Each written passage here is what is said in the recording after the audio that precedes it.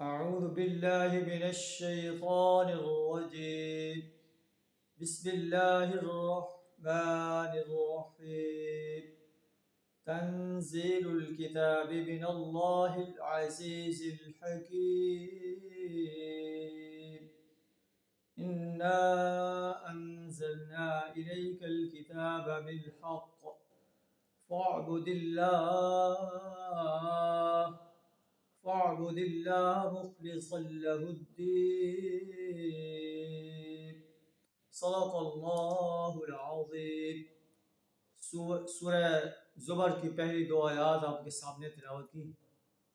سورہ زمر مکی صورت ہے اور مکی صورتوں میں توحید و رسالت اور آخرت پر بڑے مدلل انداز سے بیان ہوا ہے. سورہ زمر کا آغاز ان الفاظ سے ہو رہا ہے: تنزیل الکتاب من اللہ العزیز الحکیم. یہ کتاب اس اللہ کی طرف سے نازل شدہ ہے جو عزیز ہے، زبردست ہے، بڑی طاقت والا ہے، بڑی قوت والا ہے. اس کی طاقت کو کوئی چیلنج نہیں کر سکتا. اس کے ساتھ ساتھ الحکیم، بڑی دانا ہستی، اپنی طاقت کو حکمت کے ساتھ استعمال کرتا ہے. اگر اللہ چاہے تو سرکش اور باغی انسانوں کو سیکنڈ کے اندر ہلاک کر کے رکھ دے، لیکن وہ انہیں مہلت دیتا ہے کہ شاید یہ سمجھ جائے. انا انزلنا الیک الکتاب بالحق. اے نبی صلی اللہ علیہ وسلم، ہم نے اس کتاب کو آپ کی طرف حق کے ساتھ نازل کیا ہے. یہ حق لے کر آئی ہے، سچی کتاب ہے. فاعبد اللہ مخلصا لہ الدین. پس اللہ ہی کی بندگی کرو، دین کو اس کے لیے خالص کرتے ہوئے. الا للہ الدین الخالص. خبردار، دین خالص اللہ کا حق ہے. والذین اتخذوا من دونہ اولیاء.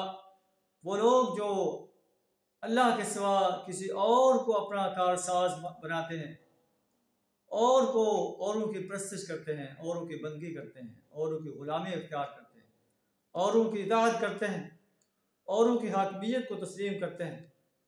وہ کہتے ہیں ما نعبدہم الا لیقربونا الی اللہ زلفیٰ.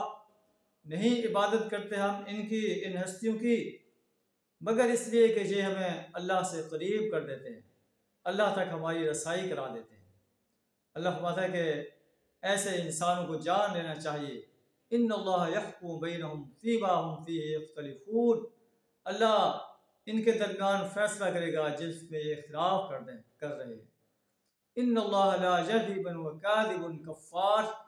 اللہ جھوٹے انسان کو اور ان کے حق کو ہدایت نہیں دیتا.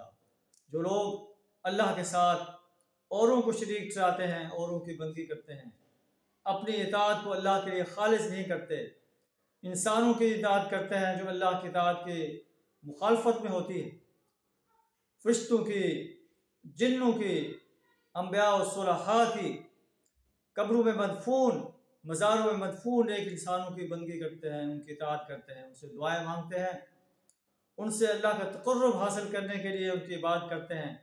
اللہ ان کے درمیان فیصلہ کرے.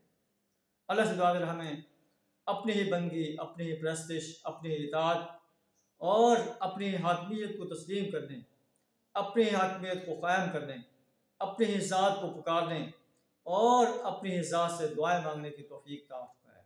انسانوں کی بندگی، فرشتوں کی بندگی، جنوں کی بندگی، انبیاء و صلحاء کی بندگی، قبر اور مزاروں میں مدفون ایک انسانوں کی بندگی کرنے سے، ان کو اپنا حاجت روا اور مشکل کشا ماننے سے اپنی پناہ عطا فرمائے. وآخر دعوانا ان الحمد للہ رب العالمین.